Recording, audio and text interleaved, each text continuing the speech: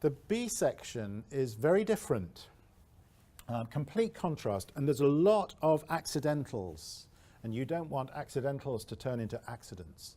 So the thing to do with this would be to learn it really carefully, checking the notes, the accidentals, against the key signature. And remember the rule, if we've had a flat at the beginning of the bar, it applies to, if I have a D flat here, it applies to all those D flats for the remainder of the bar. So I'm going to start my practice of this section super slowly.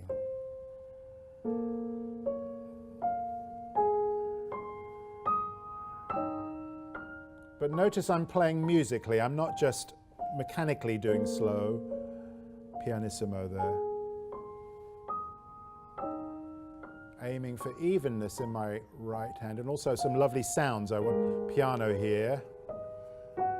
And I've got a cross rhythm in the left hand that I can enjoy. Don't forget to enjoy all these things. These are musical features which are part of the composition. They're to be enjoyed by the performer as well as the listener. Cross rhythm being in this instant 2 and 3, 1, 2, 3, 1 and 2, and the left hand's moving in 2s, the right hand's moving in 3s. What I'd like to do is to show you a process for practicing that I call chaining. A lot of teachers call it chaining. It's from bar 15. Let me play you what bar 15 is going to be like. I'm going to do it starting off slowly so you can hear every note.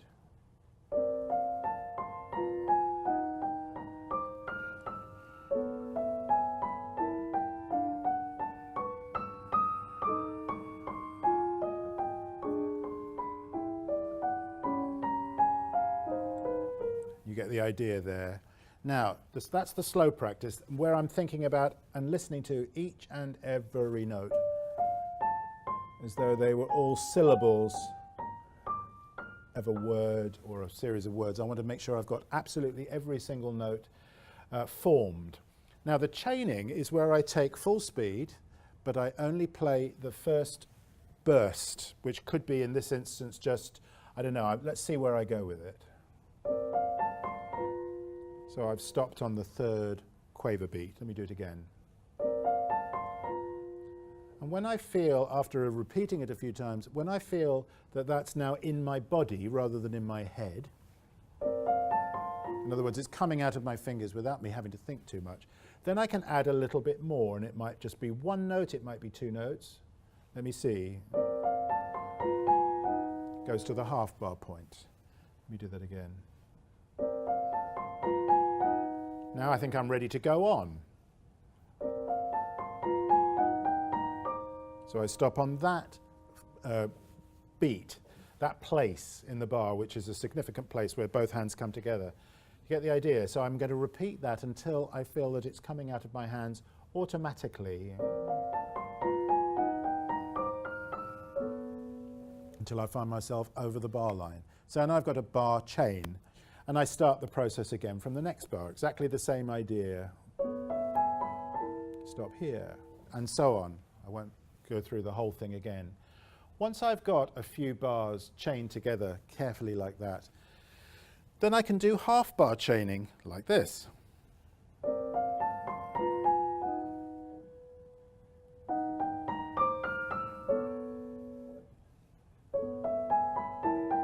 See what I'm doing there?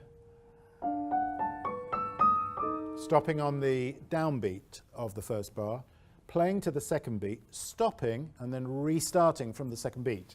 That's a very powerful way of practicing. It really does form very strong muscle reflexes so that you can be absolutely confident that when you play, you're not going to come adrift.